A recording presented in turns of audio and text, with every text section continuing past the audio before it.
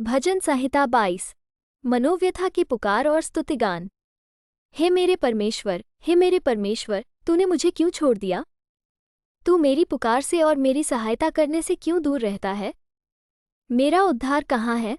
हे मेरे परमेश्वर, मैं दिन को पुकारता हूँ परंतु तू उत्तर नहीं देता, और रात को भी मैं चुप नहीं रहता। परंतु तू जो इस्राएल की स्तुति के सिंहासन पर विराजमान है, तू तो पवित्र है। हमारे पुरखा तुझी पर भरोसा रखते थे, वे भरोसा रखते थे और तू उन्हें छुड़ाता था। उन्होंने तेरी दुहाई दी और तूने उनको छुड़ाया। वे तुझी पर भरोसा रखते थे और कभी लज्जित न हुए। परंतु मैं तो कीड़ा हूँ, मनुष्य नहीं। मनुष्यों में मेरी नामधराई है और लोगों में मेरा अपमान होता है। वे सब जो मुझे देखते हैं मेरा ठट्ठा करते हैं और ओंठ बिचकाते और यह कहते हुए सिर हिलाते हैं। अपने को यहोवा के वश में कर दे, वही उसको छुड़ाए, वो उसको उबारे क्योंकि वो उससे प्रसन्न है। परंतु तू ही ने मुझे गर्भ से निकाला, जब मैं दूध पीता बच्चा था तभी से तूने मुझे भरोसा रखना सिखाया। मैं जन्मते ही तुझी पर छोड़ दिया गया, माता के गर्भ ही से तू मेरा ईश्वर है। मुझसे दूर न हो क्योंकि संकट निकट है और कोई सहायक नहीं। बहुत से सांडों ने मुझे घेर लिया है, बाशान के बलवंत सांड मेरे चारों ओर मुझे घेरे हुए हैं। वे फाड़ने और गर्जने वाले सिंह के समान मुझ पर अपना मुंह पसारे हुए हैं। मैं जल के समान बह गया और मेरी सब हड्डियों के जोड़ उखड़ गए। मेरा हृदय मोम हो गया, वो मेरी देह के भीतर पिघल गया। मेरा बल टूट गया, मैं ठीकरा हो गया और मेरी जीभ मेरे तालू से चिपक गई, और तू मुझे मारकर मिट्टी में मिला देता है। क्योंकि कुत्तों ने मुझे घेर लिया है, कुकर्मियों की मंडली मेरे चारों ओर मुझे घेरे हुए है। वे मेरे हाथ और मेरे पैर छेदते हैं। मैं अपनी सब हड्डियां गिन सकता हूँ, वे मुझे देखते और निहारते हैं।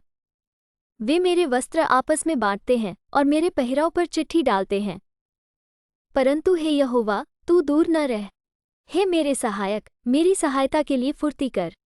मेरे प्राण को तलवार से बचा, मेरे प्राण को कुत्ते के पंजे से बचा ले। मुझे सिंह के मुंह से बचा, हाँ, जंगली सांडों के सींगों में से तूने मुझे बचा लिया है। मैं अपने भाइयों के सामने तेरे नाम का प्रचार करूंगा, सभा के बीच मैं तेरी प्रशंसा करूंगा। हे यहोवा के डरवैयो, उसकी स्तुति करो।